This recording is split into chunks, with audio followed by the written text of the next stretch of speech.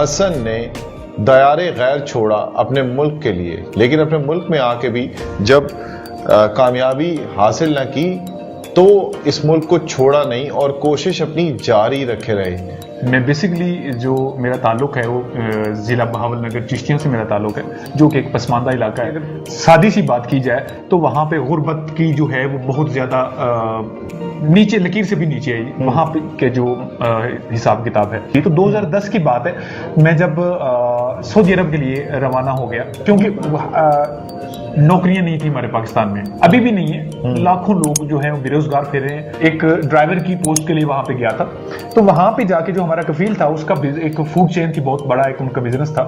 Riyadh में था उनका, मदीना में था, यम्बो में था। साथ उनकी फलाफल एक बहुत खाई जाने वाली एक चीज थी, तो वो उनके काफी ज्यादा रेस्टोरेंट थे। तो मेरी कोशिश ये थी कि मैं ये रेसिपी सीखूं।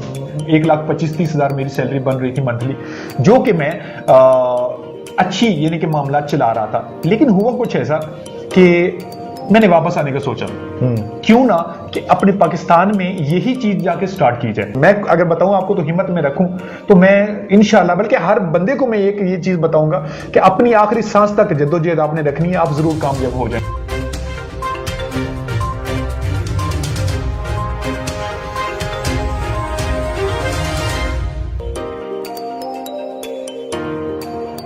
अस्सलाम वालेकुम जी, मैं हूं नोमान मकसूद और आप देख रहे हैं voice of Urdu. Voice of Urdu में हम मुख्तलिफ कहानियां आपको दिखाते हैं जो कि मोटिवेशनल भी होती हैं और लोगों के लिए मशल राह भी होती हैं। ख़ास तौर पर हम कोशिश करते हैं कि जो मुल्क दीगर ममालिक से आने वाले जो लोग हैं उन्होंने किस तरह से कामयाब ज़िंदगी गुजारी और वो किस तरह से लोगों के लिए मिसाल बने। आज इसी तरह की एक मोटिवेशनल स्टोरी हमारे पास है हसन की। हसन ने दयारे गैर छोड़ा अपने मुल्क के लिए, लेकिन अपने मुल्क में आके भी जब कामयाबी हासिल न की तो इस मुल्क को छोड़ा नहीं और कोशिश अपनी जारी रखे रहे। इन्होंने नुकसान भी किया और मुसलसल कोशिशें अपनी जारी रखते रहे, लेकिन ऐसा वक्त भी आया कि अब हसन एक कामयाब बिजनेसमैन है और हसन ने उन तजर्बात को अपनी ज़िंदगी में शामिल किया जो तजर्बात इन्होंने बैरून ममालिक में किया। हसन कहाँ से आए और किन जगहों के ऊपर, किन ममालिक के अंदर इन्होंने वक्त गुजारा, पाकिस्तान में इन्हें किन मुश्किलात का सामना करना पड़ा, उससे मुतालिक इनसे बहुत सारी बातें करेंगे। सबसे पहले शुक्रिया अदा करेंगे हसन आपका कि आपने वक्त दिया वॉइस ऑफ उर्दू को। ये बताएं कि कैसे आप यहाँ से गए और बाहर क्या जद्दोजहद आपने की और उसके बाद पाकिस्तान में आके आपने क्या कोशिशें की, क्या मुश्किलात आपको पेश आई? सर, सबसे पहले तो थैंक यू सो मच आपका कि आपने मेरे लिए टाइम निकाला। और मैं बेसिकली जो मेरा ताल्लुक है वो ज़िला बहावलनगर चिश्तियाँ से मेरा ताल्लुक है, जो कि एक पसमानदा इलाका है। और वहाँ पे कुछ अगर आपको मैं बताऊँ तो इंडस्ट्रीज़ वगैरह नहीं है वहाँ पे, यानी कि वहाँ पे अगर सादी सी बात की जाए तो वहाँ पे गुर्बत की जो है वो बहुत ज़्यादा नीचे, लकीर से भी नीचे है वहाँ पे के जो हिसाब किताब है। तो मैं 2010 की बात है, मैंने कोशिश की कि वहाँ पे मेरा नहीं कुछ मामला ठीक चल रहे, तो मैंने कोशिश की कि मैं बाहर किसी ममालिक में चला जाता हूँ और वहाँ जाके कुछ डेफिनेटली एक जहाँ पे पाकिस्तान में सोर्सेज नहीं थे मेरे इतने ज़्यादा कि मैं आगे बढ़ सकूँ, तो मैंने कोशिश ये की कि मैं बाहर चला जाऊँ और बाहर जाके तो कुछ अपने ज़राए आमदन जो है वो बेहतरीन करके अपने घर वालों को, अपने ख़ानदान वालों को, दोस्त अहबाब को, या कुछ भी हो सकता है उसमें, तो एक बेहतरी की तरफ जाने की कोशिश की। तो 2010 की बात है, मैं जब सऊदी अरब के लिए रवाना हो गया, बहुत मुश्किल से। वो भी तालीम कितनी हासिल की इस वक्त? मैंने MBA किया जामिया इस्लामिया बहावलपुर से और हाफिज़ कुरान भी हूँ अल्हम्दुलिल्लाह माशाल्लाह। और क्योंकि नौकरियां नहीं थी हमारे पाकिस्तान में, अभी भी नहीं है। लाखों लोग जो हैं बेरोजगार फिर रहे हैं और डिग्रियां हाथ में लेके बेचारे फिर रहे हैं। लेकिन मेरे जो कुछ था ना माइंड में, बेसिक जो थी अपना बिजनेस करने का एक था। शुरू से ही मेरी एक छोटे छोटे काम में करता रहता था, अपना काम करता रहता था, उसमें मुझे सक्सेस भी होती थी, यानी कामयाब होता था मैं। तो क्योंकि छोटे से आदमी जब बड़ा होना शुरू हो जाता है तो काफी चीजें ऐसी आपके सामने आती हैं कि वो खर्चे ज्यादा हो जाते हैं, जिम्मेदारियां बढ़ जाती हैं, तो वो पूरे नहीं हो पाते। तो इससे मैंने भी सोचा कि मैं बाहर सऊदी अरब चला गया, मुश्किल से गया, बहरहाल में चला गया। वहां तकरीबन जो मेरा अरसा गुजरा है 5 साल के करीब गुजरा है। 5 साल में से 3.5 साल मेरा सऊदी अरब में गुजरा और 8 से 9 महीने मेरा लेबनान में गुजरे और तकरीबन 4 से 5 माह मेरे तुर्की में गुजरे। इन इस दौर में मैं एक ड्राइवर की पोस्ट के लिए वहां पे गया था। तो वहां पे जाके जो हमारा कफील था उसका एक फूड चेन थी, बहुत बड़ा एक उनका बिजनेस था। रियाद में था उनका, मदीना में था, यम्बो में था, यानी सऊदी अरब के मुख्तलिफ जो शहर थे उनमें था। तो मेरी वहां पे जो ड्यूटी उन्होंने लगा दी एज ए सुपरवाइजर स्टार्टिंग में कुछ 5 से 6 माह के बाद।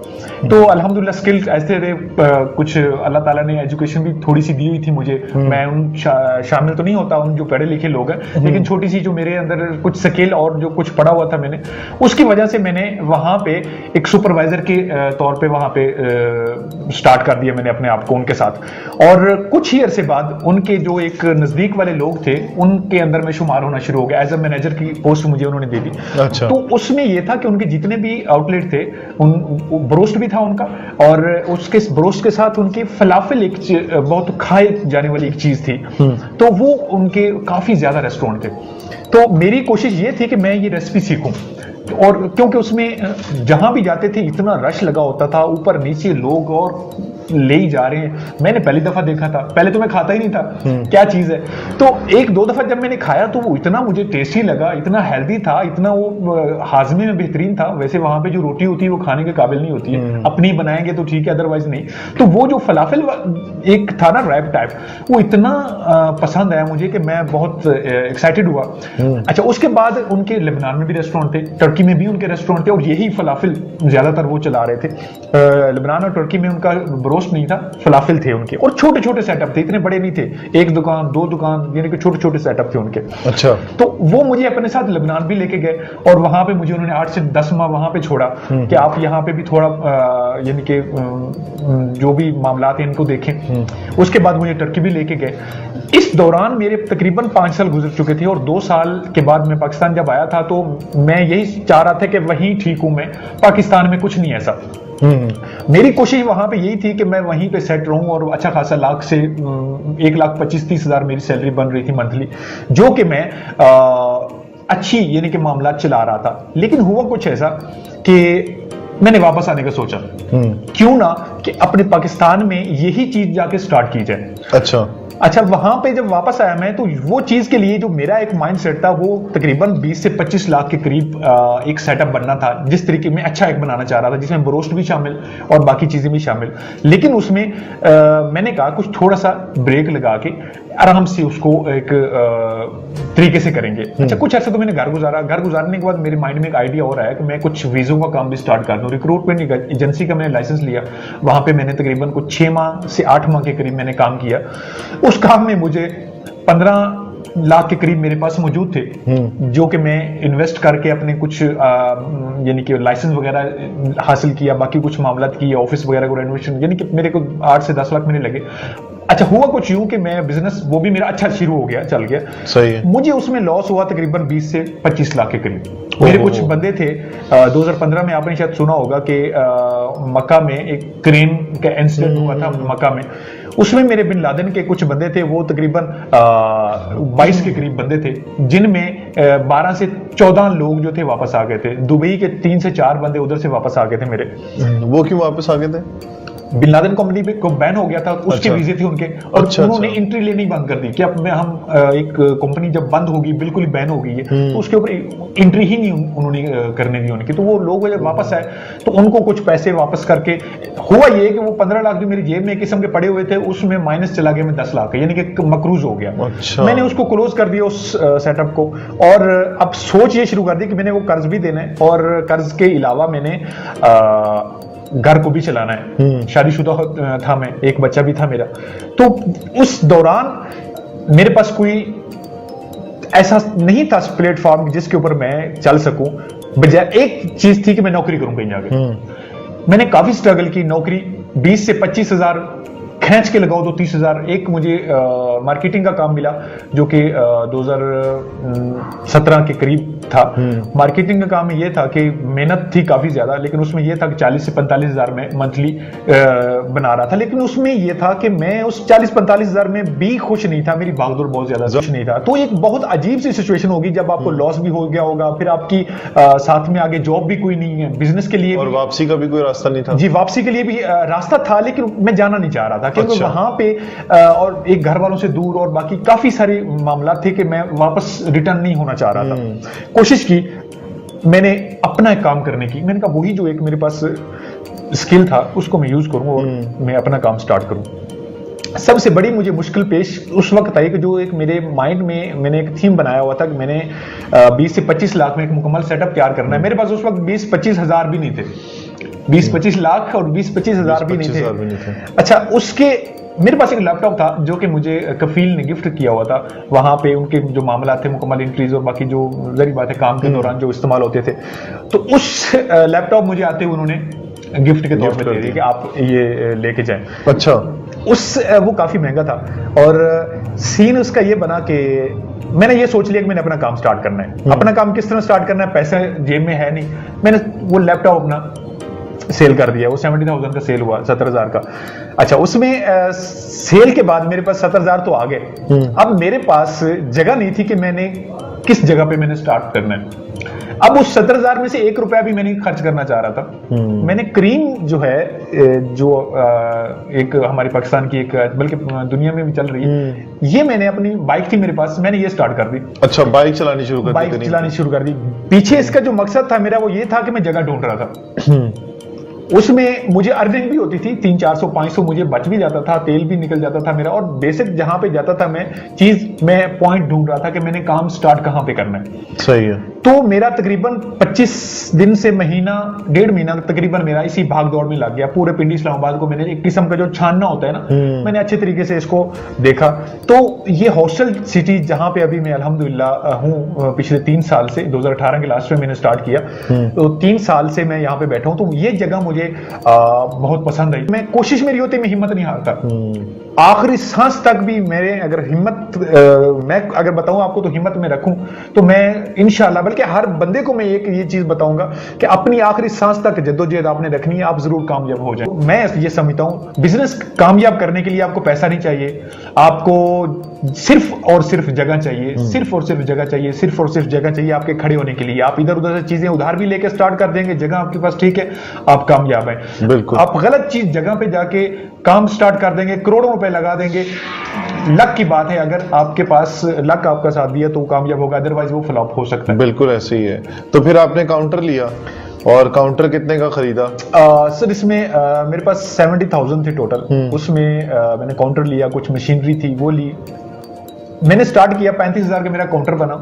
उसके 5,000 उसके ऊपर मैंने लगाया, उसको बहुत अच्छे से उसको मैंने सजाया। उसके बाद मैंने कुछ छोटी मोटी मशीनरी थी वो ली, जो यानी कि अगर देखा जाए तो मेरे पास जब मैंने पहला दिन स्टार्ट करना था तो उस वक्त मेरे पास पैसे खत्म हो चुके थे। जो मैंने मटेरियल इस्तेमाल करना था वो मैंने उधार लिया। एक दोस्त थे मेरे, पहला जो दिन था मेरा टारगेट एक ये था कि मैं, जाहिर बात है कोई भी इंसान को काम करता है, कोई ना कोई गोल अपना रखता है कि मैं यहाँ पे ये करूंगा। मेरा पहले दिन से एक टारगेट रखा मैंने कि मैं 1 माह में मैं 50 फलाफिल जो है वो बेचूंगा इंशाल्लाह। वो फलाफिल ही क्यों? फलाफिल के पाकिस्तान में तो चलता नहीं था फलाफिल, वो कैसे सोचा आपने कि फलाफिल का ही रिस्क लेना है? मैंने बिल्कुल रिस्क इसलिए लेना है कि ये इतनी हेल्दी चीज थी। इसमें अगर देखा जाए, और एक नई चीज में लेके आना चाह रहा था जो कि पाकिस्तान में थी नहीं। इसके ऊपर बहुत मैंने सोचा, मैंने नाम भी इसी तरीके से falafel.pk के ऊपर रखा, और मैंने बहुत सोचा कि यहाँ पे एक नई चीज अगर स्टार्ट करूंगा, अगर कामयाब ना हुई तो मैं फ्लॉप भी हो सकता हूँ। लेकिन फिर भी मेरे अंदर जो हिम्मत थी कि मैं हिम्मत नहीं हारूंगा, लोगों को बताऊंगा। और लोगों को मैंने इतना मोटिवेट किया, इतना बताया उनको, और जो खाता था ना, पहली बात तो ये खाता ही कोई नहीं था। और उन बिकने में ये था कि वो ज्यादातर हम खुद ही खा गए थे, जो 8-10 लोग थे हमने खुद खाए पहले दिन। और 1 के 2 फलाफिल बिके, जिनको हमने बताया कि ये नई चीज है, आप ट्राई करें। और मुझे एक अल्लाह ताला का बहुत मैं शुक्र अदा करता हूं कि जिस शख्स ने भी फलाफिल मेरा खाया है, अच्छा, वो रिपीट हुआ है। दूसरा, मुझे थोड़ा सा हिम्मत जो मेरे अंदर आई थी, मैंने उससे पहले स्टार्ट करने से पहले 3 से 4 फेस्टिवल ऐसे थे, जिसमें कोक फेस्टिवल था, इसमें F9 पार्क में था, एक चाइना फ्रेंडशिप हमारे इस्लामाबाद में, उसमें 3-4 फंक्शन ऐसे थे कि जहां पे मैंने स्टॉल लगाए थे। उन स्टॉल में मुझे इतनी हिम्मत दी कि मेरा जो तकरीबन मैंने 20 से 25,000 वहां से मैंने इकट्ठे कर लिए हुए थे। अच्छा। लेकिन वो इकट्ठे इसलिए किए, इस तरह किए थे कि हम 5 से 4 लड़के थे, हमारी टीम थी, तो डिस्ट्रीब्यूट करके हम बराबर में। लेकिन मुझे अच्छा इसलिए लगा कि ये कामयाब है, कि जिसको हम खिला रहे थे वो गुड का साइन दे रहा था। अच्छा। आप अगर गूगल से देखेंगे तो हमारी 4.9 हमारी रेटिंग है। अच्छा, जो माशाल्लाह। कस्टमर की एक रेटिंग है जो किसी की में बहुत कम की होती है। फूड पांडा पे हमारी जो थी रेटिंग वो भी अल्हम्दुलिल्लाह बहुत अच्छी है। इसके अलावा मेरे ख्याल से एक अच्छी चीज खाने के लिए अगर किसी ने आना है तो फलाफल पे आए। और दूसरी मैं अपने नौजवानों को एक चीज बताना चाह रहा हूं कि नौजवान जितने भी हैं हमारे पाकिस्तान में, हम कोशिश नहीं करते, हम मेहनत नहीं करते। मैं ये कहूंगा कि आप सिर्फ मेहनत, कोशिश, ये दो चीजें आप करें, अल्लाह ताला आपका साथ देगा और आप कभी नाकाम नहीं होंगे। और हमारे बहुत ज्यादा नौजवान ऐसे हैं, मैं भी उनमें शामिल था एक दौर में, कि एक दफा बिल्कुल छोड़ दें यार, कुछ भी नहीं हो सकता हमारा। लेकिन फिर मैंने कोशिश की कि नहीं, फारिग रहने से बेहतर है कुछ ना कुछ किया जाए। और आइडिया एक नया लेके आया मैं पाकिस्तान में, और मुझे अल्हम्दुलिल्लाह सुम्मा अल्हम्दुलिल्लाह अल्लाह ताला ने बहुत ज्यादा गैबी मेरी मदद की। जो एक रीजन ये था कि मैंने हिम्मत नहीं हारी, उसकी वजह से उन्होंने। 2 फलाफल से फिर आगे सफर कैसे शुरू हुआ? बस उस फलाफल में मेरा टारगेट 1 महीने का था कि 1 महीने में मैंने 50 फलाफल को क्रॉस करना है। अच्छा, 1 महीने में 50? 1 महीने में। और कितने का एक फलाफल था? ये उस वक्त मेरा 80 रुपए का मैं फलाफल एक दे रहा था। अच्छा। और जो कि 1 महीना, मैं क्या कहूं, तीसरे दिन ही मेरा वो 50 का फिगर जो था वो क्रॉस होना शुरू हो गया। अच्छा, तीसरे दिन ही। उसकी वजह ये थी कि मैंने थोड़ा सा एक अच्छा एक सेटअप अच्छा बनाया था, और एक लाइट फुल कलरफुल एक अपना काउंटर बनाया था। जो काउंटर था जी, जो छोटा जो बनाया था गली में, सही है, सही कलरफुल था, एक अट्रैक्ट करता था लोगों को कि यार ये क्या चीज है यहाँ पे। और जब मैंने वहां पे लिखा, तो फर्स्ट टाइम इन रावलपिंडी इन इस्लामाबाद, मैंने पाकिस्तान नहीं लिखा उस वक्त, हो सकता है पाकिस्तान में कोई और भी बना रहा हो। हाँ। रावलपिंडी और इस्लामाबाद में फर्स्ट टाइम मैंने, लेकिन अभी तक भी मुझे जहां तक लगता है कि 1 या 2 जगहों पे फलाफिल है, और इसके अलावा फलाफिल नहीं है, जो कि एक नई चीज है। और ट्राई जरूर करे, कोई जो भी आता है इधर मेरे पास आए, फलाफिल पे आए, ट्राई जरूर करे, और इंशाल्लाह उसको अच्छा लगेगा और बिल्कुल हट के लगेगा ये। और जिसके पास पैसे नहीं है वो क्या करे?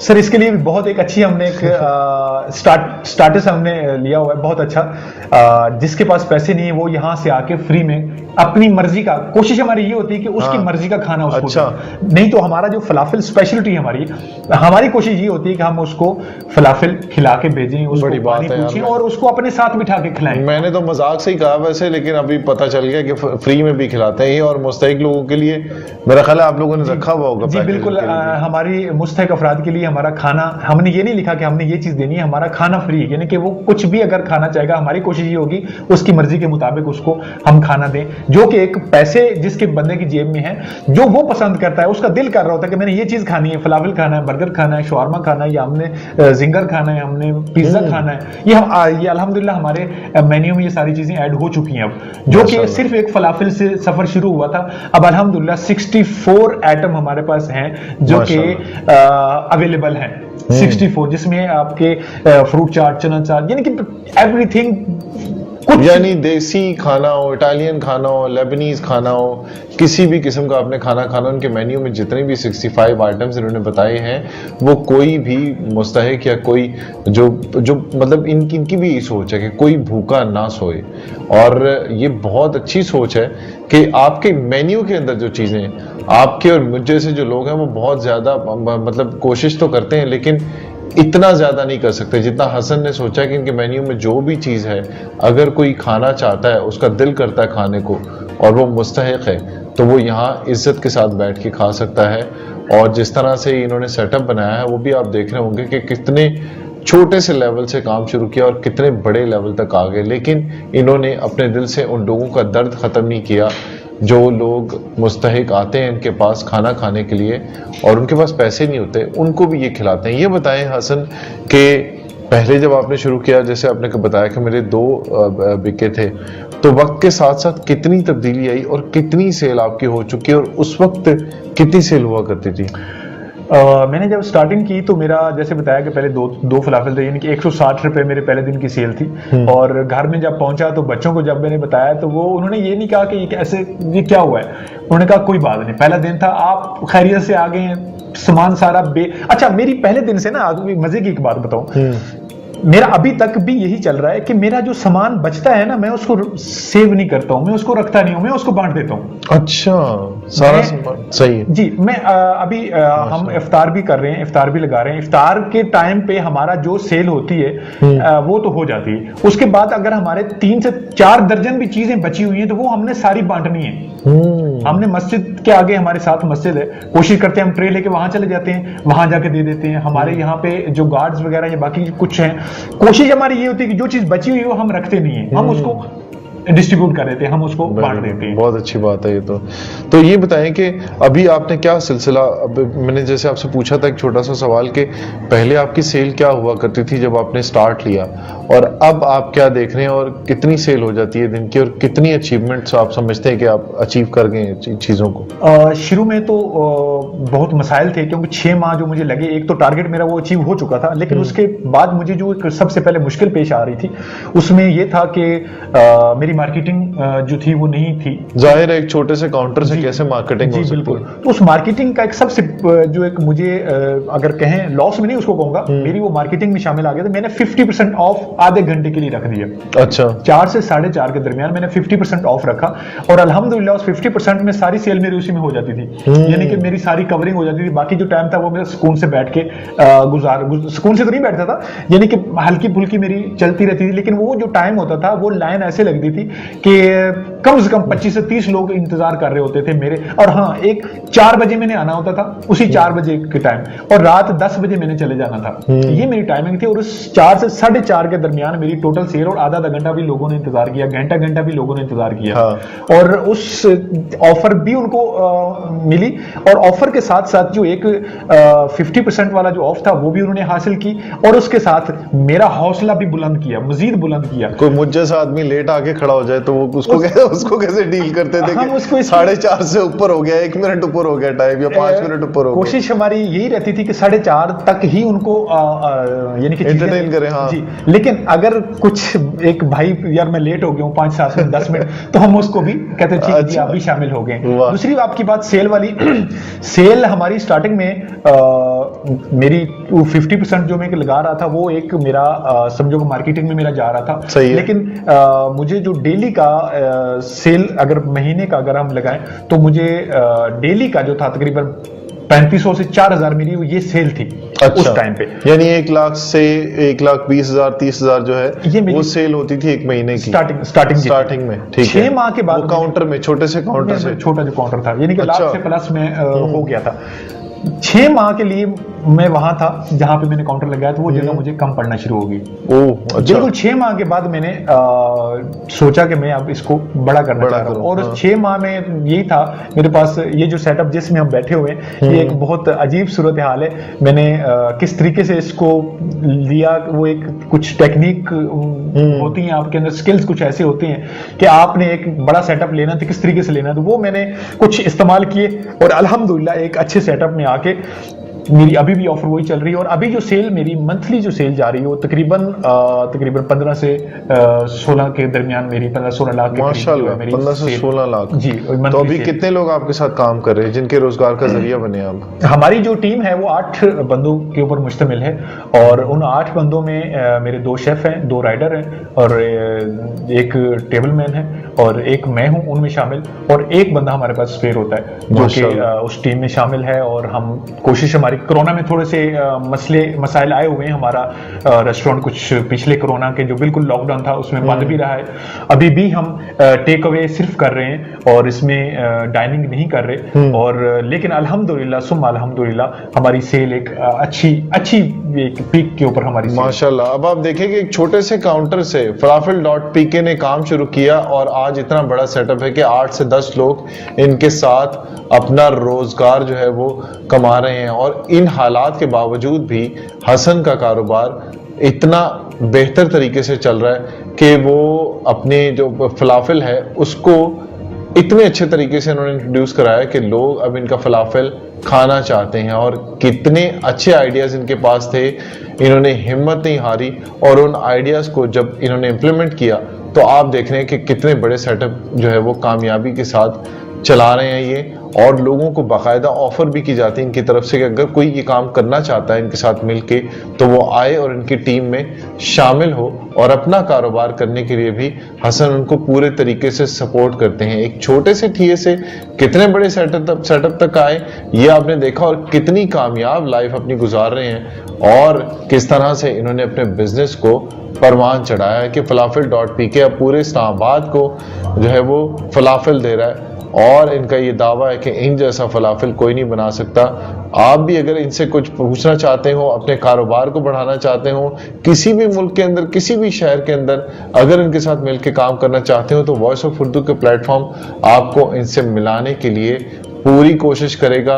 अगर आप इनसे मिलना चाहते हो, इनके साथ बात करना चाहते हो, तो आपकी पूरी तरह से हेल्प करेगा, क्योंकि वॉइस ऑफ उर्दू का ये प्लेटफॉर्म है जो पूरे पाकिस्तान के साथ साथ पूरे यूरोप और पूरी दुनिया के लोगों के लिए एंटरटेनमेंट के साथ साथ जो मालूमात है वो उसकी फराहमी का भी जरिया बना हुआ है। तो आज की वीडियो आपको कैसी लगी इससे मुतालिक जरूर आगाह कीजिएगा, चैनल को सब्सक्राइब जरूर कीजिएगा, कमेंट जरूर कीजिएगा, लाइक जरूर कीजिएगा, और फेसबुक पर हमारे चैनल को फॉलो जरूर कीजिएगा। अगली वीडियो तक के लिए इजाजत दीजिए। अल्लाह हाफिज। ये वीडियो कैसी लगी इसके बारे में हमारे फेसबुक और यूट्यूब पर अपनी राय से ज़रूर आगाह कीजिएगा। हमारे फेसबुक चैनल को लाइक और फॉलो कीजिए, और यूट्यूब चैनल को सब्सक्राइब ज़रूर कीजिए, ताकि हर नई आने वाली वीडियो से मुतालिक आपको बर वक्त मालूमात मिलती रहे।